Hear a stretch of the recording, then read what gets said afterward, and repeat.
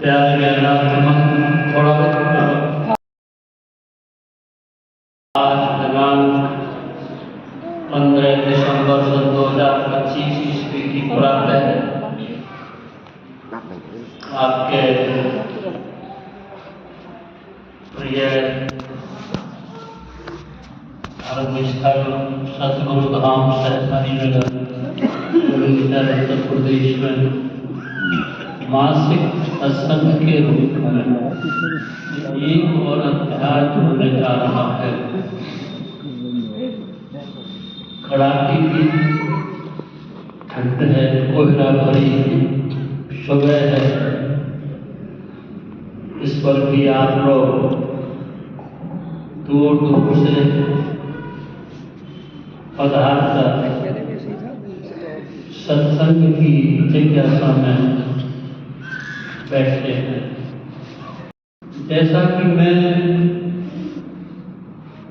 संत महात्माओं के उपदेश को दोहराता रहता हूँ कि मनुष्य शरीर प्राप्त करने के बाद अगर मनुष्य का सबसे शुभ और सत्य कार्य जीवन में वह है सत्संग का, क्योंकि सत्संग ही हमारी मूर्छा को तोड़ता है।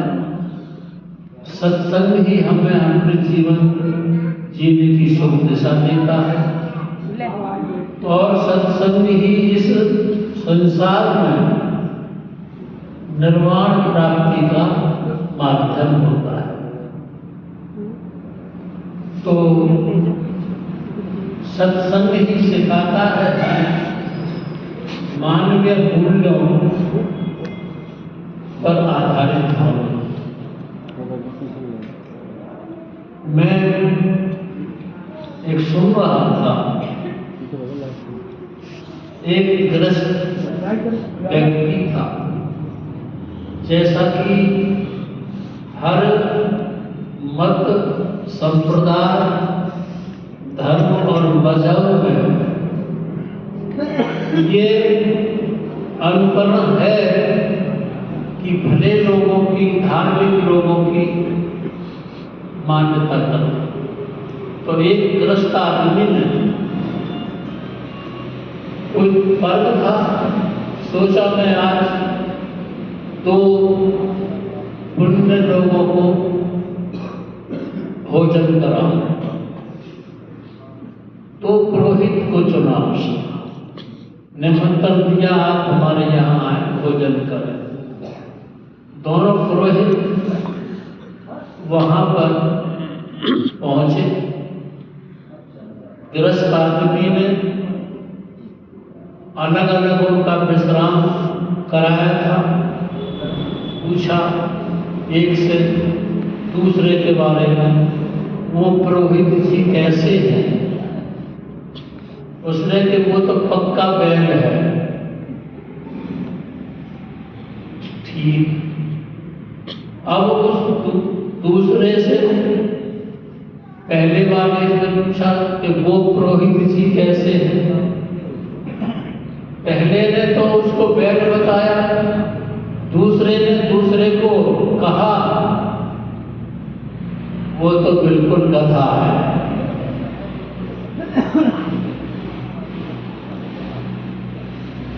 अब एक पुरोहित ने एक को बैल बता दिया, एक पुरोहित ने एक को गधा बता दिया। गृहस्थ आदमी ने आतिथ्य करने के बाद में दोनों को भोजन करने के लिए बुला लिया। जब दोनों भोजन करने के लिए बैठे तो एक के सामने उसने घास रख दी, एक के सामने भोज रख दिया। कहा कि ये साहब भोजन करिए, ये गधे का भोजन है, ये बैल का भोजन। अब दोनों एक दूसरे की तरफ देखने लगे और अपने उस कथन पर पश्चाताप करने लगे कि हमारा अहंकार हमें मनुष्यता से दूर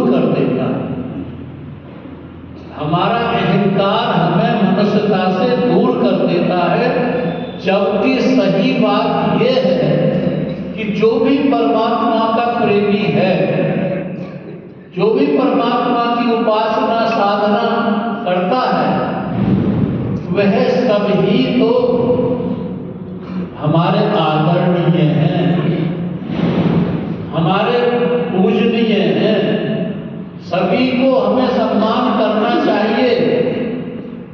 एक आदमी कहता था, साहब चाहे कोई पत्थर पूजा कर रहा है, पानी पूजा कर रहा है, वृक्ष पूजा कर रहा है, पशु पूजा कर रहा है, पक्षी पूजा कर रहा है, या जो भी कर रहा है, उन सबको कैसे सम्मानित किया जाए? भाई, ईश्वर एक विद्यालय है, उसमें प्रवेश कर रहा है कोई आदमी, तो वह भले ही पहले कक्षा में है, चित्रों पर तस्वीरों पर वो पहुंच रहा है, लेकिन जब अगली क्लास में पहुंच जाएगा तो उससे वो चित्र मूर्ति आकार सब पीछे रह जाएंगे। लेकिन प्रवेश तो उसने कर लिया है, परमात्मा के विद्यालय में प्रवेश तो कर लिया, इसलिए कुछ तो उसके अंदर परमात्मा के प्रति आस्था है, श्रद्धा है, प्रेम है और भक्ति है।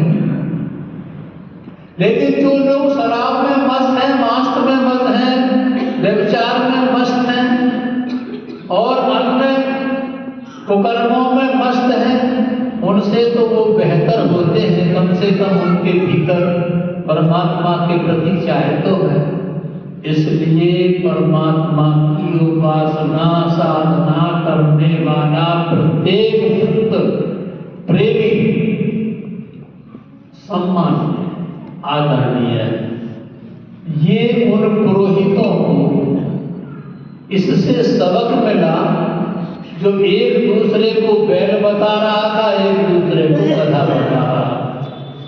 तुम सब चाहे कहीं से भी आए हो, किसी भी जाति से हो, किसी भी क्षेत्र से हो और किसी भी मजहब या मान्यता से निकल कर आते हो और परमात्मा की तरफ बढ़ जाते हो, तुम सब उसके अंशी हो जाते, उसके प्रेमी हो जाते और ये सभी प्रेमियों की एक कमान बन जाती है जो सम्मानित हो। इसके बाद जब मैं कोई प्रवचन करता हूँ तो उसमें कोई न कोई मोती प्रयोग करता हूँ धागे में, ताकि उस मोती से हमें ये प्रेरणा मिलती है कि आज हमारे पास संसार में छोटा सा मकान हो जाता है, छोटे से भरने के साधन हो जाते हैं, छोटी सी हमें पद मिल जाता है, थोड़ा सा हमारे पास पैसा इकट्ठा हो जाता है, शक्ति इकट्ठी हो जाती है, तो हम बस इसी सारी दुनिया को एक समझ लेते हैं कि हमसे कोई वो नहीं। लेकिन जिन लोगों ने संसार की सब कुछ उपलब्धियां होते हुए भी इस संसार के भोगों को, संसार के साधनों को नकार दिया है और परमात्मा को महत्व दिया है, परमात्मा की लाइन में बढ़ गए हैं, वही तो संसार के मोती हैं, वही तो चमक है, वही तो मनुष्य की प्रेरणा है, वही तो एक मनुष्य के सुखांत भविष्य है। तो मोती पिरो रहा हूँ और मोती जो पिरो रहा हूँ उसका जैसे किसी भी मोती की वैरायटी होती है तो उसका नाम है लक्ष्मणाचार्य। लक्ष्मणाचार्य कुछ लोगों ने नाम पहली बार सुना होगा, कुछ सुनते हो। जो समुद्र में गोताखोर होते हैं वो मोतियों की परख करते रहते हैं, उस टापू पर अच्छे मोती हैं, पर अच्छे मोती हैं। तो लक्ष्मणाचार्य चित्रकूट जो उत्तर प्रदेश में ही पड़ता है, चित्रकूट के पास तरोहा नाम के ग्राम में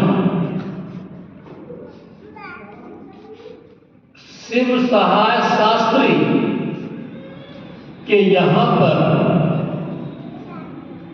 पुत्र रूप से पैदा हुए थे और उनका जन्म नाम जो था वो बेणी प्रसाद था।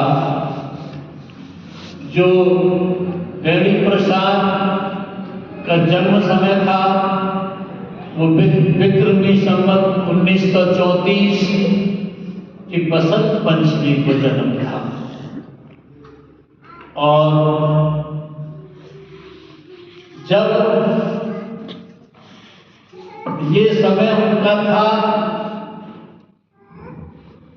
इनके पिता बहुत हिंदी के, संस्कृत के विद्वान थे और कवि भी थे, इसलिए काव्य की झलक इनमें भी पहुंची। और जब बेणी प्रसाद 14 साल के हुए तो एक ज्योतिषी ने इनसे कहा कि तो जब तुम 19 वर्ष के हो जाओगे तो तुम्हारी जिंदगी में मृत्यु का योग कहा है। 19 वर्ष बाद मृत्यु का योग कहा है, इसलिए तुमको नारायण परायण हो जाना चाहिए। उस ज्योतिषी के कथन ने बेणी प्रसाद को झकझोर दिया और इनके भीतर प्रभु प्राप्ति की एक विशेष उमंग भर गई और इन्होंने चुपचाप अकेले घर छोड़ दिया। घर छोड़ने के बाद क्योंकि एक विद्वान के घर में जन्म हुआ था, शिव सहाय शास्त्री विद्वान थे, तो इतना जानते थे कि भक्ति का प्रारंभ बिना सद्गुरु के नहीं होता। मुझे सबसे पहले किसी सद्गुरु की शरण में जाना चाहिए और जिसे जिस चीज की तलाश होती है वह उसके बारे में खोज करता रहता है, वो वस्तु कहाँ मिलती है। ऐसे ही यह तलाश मन में करते रहे थे। मुझे गुरु कौन मिले, तो ये अयोध्या पहुंचे और अयोध्या में रघुनाथाचार्य उस समय महात्मा बहुत अच्छे थे और ये उनके जाकर शिष्य बने। शिष्य बनके उनके सानिध्य में योग अभ्यास कमाया। जब योग अभ्यास कमाने लगे और इसमें इनकी रुचि बढ़ने लगी तो इनके गुरु ने इनका नाम लक्ष्मणाचार्य रख दिया। बेणी प्रसाद से लक्ष्मणाचार्य हो गए और वहां से ये कुछ दिन गुरु के सानिध्य में तपस्या करते रहे और तपस्या करने के बाद कुछ दिन यह वनों में एकांत में रहे और एकांत में रहने के बाद प्रभु की प्राप्ति में अग्रसर होते रहे।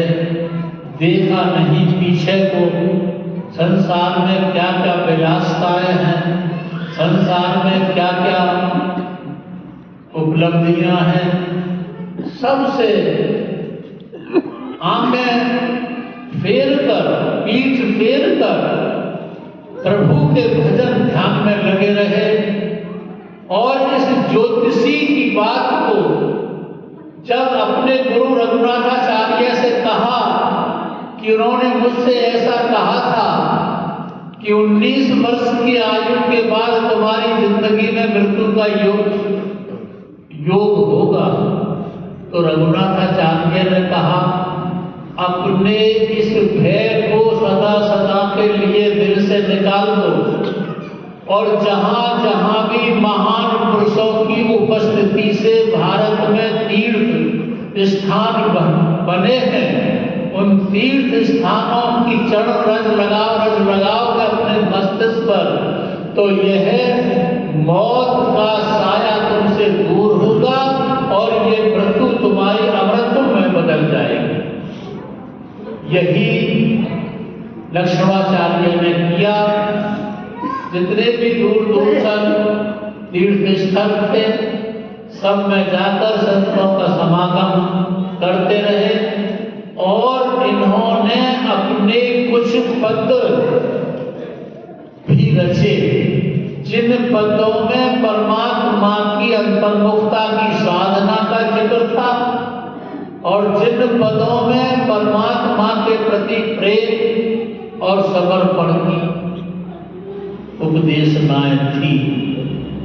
ये लक्ष्मणाचार्य अपनी जिंदगी को प्रभु के मार्ग में जीते हुए विक्रमी संवत 1990 में इस दुनिया से सिमट गए और मनुष्य के शरीर में आए थे, लेकिन मनुष्य के शरीर का उपयोग केवल परमात्मा की भक्ति और प्राप्ति के लिए किया। संसार के भोगों की, संसार की जो कुछ वासनाएं थी, उनकी तरफ इनका कोई भी रुचि नहीं रही। ये थे लक्ष्मणाचार्य मोती। अब मैं सत्संग की विशेष उपदेशना जो हमारे तुम्हारे लिए संत महात्माओं ने बयान की है, उसकी ओर थोड़ी सी एक घटना के माध्यम से ले जाना चाहता हूं। एक जंगल में गधे ही गधे थे, खूब खुशहाल थे, खाते थे, पीते थे, मस्त रहते थे, अपनी अलग दुनिया थी उनकी। एक दिन बंदर को मजाक सूझा और उस बंदर ने गधों से कहा, ए भाई हमारी बात सुनो। गधों ने बड़े ध्यान से सुना। कहिए कि आज ही मुझे बड़ी दुखित हृदय से तुम्हें कहना पड़ रहा है। आज ही मैं आया हूं, बिल्लियों ने मिलकर के एक पंचायत की है, मीटिंग की है और उसमें ये फैसला किया है कि इन गधों की उपस्थिति से हमारे जंगल का नाश हो गया और हम तुम सब इकट्ठे होकर एक सेना बनाएंगे, बिल्ली सेना, और इन गधों को इस जंगल से भगाएंगे ताकि इस जंगल में हमारा राज हो। इन गधों से हम परेशान हैं। और बंदर ने कहा, मैं दुखी हूं जभी से मैं बिल्लियों की पंचायत को, मीटिंग को सुनकर आया हूं। आज ये सेना तुमको इस जंगल से भगाने की सोच रही है, कल को ये सेना हमारे लिए होगी और मैं बड़ा दुखी हूं, क्या होगा? इसलिए बेहतर होगा कि तुम ये जंगल छोड़ दो। अगर सुरक्षा है तो जीवन है, और अगर सुरक्षा ही नहीं है तो जीवन क्या है? गधों ने कहा, ठीक, हम बिल्लियों की सेना के भय से ये जंगल छोड़ देते हैं। और वो गांव की ओर सब गधे चल दिए। गांव में जा रहे थे, एक आदमी उन्हें मिला। उसने कहा, कहाँ जा रहे हो भाई? उसने कि हम जंगल छोड़ रहे हैं। उसने कि जंगल छोड़ रहे हो, कोई बात नहीं है, तुम मेरे यहां रहिए, मेरे यहां रहिए, तुम्हें कोई दिक्कत परेशानी नहीं होगी, बस तुम्हें मेरा थोड़ा सा काम करना पड़ेगा। गधों ने कहा, कहो। कि मेरे खूंटे से बंधना होगा और अपनी कमर पर थोड़ा सा बोझ ढोना होगा और सब तरह से तुमको कोई परेशानी नहीं होगी। बिल्लियों की सेना के भय से गधों ने यह स्वीकार किया और उस आदमी के खूंटे पर बंधकर बोझ ढोने की सहमति दी, वहां रहने लगे। ये मैं कहानी घटना सुना रहा हूं, इसके पीछे मेरा उद्देश्य यह है कि अधार्मिकता, अज्ञानता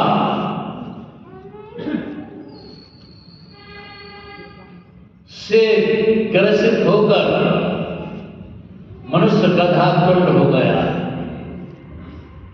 और चालाक बंदर, जिसे भौतिकवादता कहेंगे, आधुनिकता कहेंगे, उस बंदर ने बिल्लियों का भय दिखाकर दुखों का, योनियों का, जो चार खानी अंडज पिंडज उस पर स्वेदन जो लिखी है, योनियों का भय दिखाकर इन्हें शैतान के घर भेज दिया, काल के घर भेज दिया गधों को, और काल अपने बंधनों खूंटे से बांधकर और कर्मों का बोझ ढोला रहा है और ये ढोए जा रहे हैं। सदगुरु कहते हैं तुम बंदर की चालबाजी को समझ लेना, तुम बंदर की चालबाजी को समझ लेना। इन बिल्लियों के भय से किन्हीं बंधनों में खूंटों से बंध जाना और कर्मों के भार को ढोने के लिए मत लगे रह जाना गधों की तरह। तुम इन सब दायरों से मुक्त होकर सदगुरु की शरण में पहुंच जाओ। सदगुरु की शरण में पहुंच जाने पर तुमको यह जो प्रपंच है, यह जो अज्ञानता का, भौतिकवादता का, आधुनिकता का, तरह तरह की वासनाओं का, बिल्लियों का जो भय तुम्हें दिखाया जाता है, तुम सार शब्द को ग्रहण करके इन बंधनों से, इन बोझों से मुक्त होकर परमात्मा के अंशी हो, परमात्मा के मूल में जा समाओ। और यह जो संसार के आकर्षण हैं तुम्हें खींच रहे हैं अपनी ओर, जो संसार के प्रलोभन हैं जो खींच रहे हैं तुम्हें अपनी ओर, संसार के जो मनोरंजक हैं खींच रहे हैं तुम्हें अपनी ओर, इनसे थोड़ी सी आंखें, नजर फेर लो, ऊपर को उठा लो अपनी आंखों में, ऊपर ध्रुवमध्य से ऊपर तुम्हारा सचखंड नामी धाम है, जो तुम्हें सच्चे सुख, सच्चे मोक्ष, सच्चे ज्ञान, सच्ची शांति का सेंटर है। उसमें रख हो, उसमें विलय हो, उसमें स्थित हो, और इस मनुष्य शरीर का जो वास्तविक जरूरत है, धर्म है, कर्तव्य है, आवश्यकता है, उसको पूरा करो। आज दुनिया शराब, मांस आदि व्यसनों में लिप्त है, तरह तरह के बंटवारों में बंट करके तरह तरह के उपद्रव मच रहे हैं। तुम इनसे बचकर अपने परमात्मा के लिए शाम, सुबह, दोपहर जब भी समय मिलता है अपनी आंखों से ऊपर आओ अपने मन से, अपने बुद्धि से, अपने अहम से, इनसे ऊपर उठकर, इंद्रियों की पहुंच से ऊपर उठकर अपने परमात्मा के स्वरूप में स्थित हो जाओ। यही मानवता का धर्म है, यही आज सत्संग की उपदेशना है। बस हिल मिलकर प्यार से रहें, अवगुणों से बचकर रहें, आपसी भाईचारे को कायम रखते हुए उस प्रभु की मंजिल पर बढ़ते रहें। बस यही संतों की उपदेशना आप तक मैंने पहुंचाई है। आपने मेरी बात को बड़ी शांत और प्यार से सुना है। इसके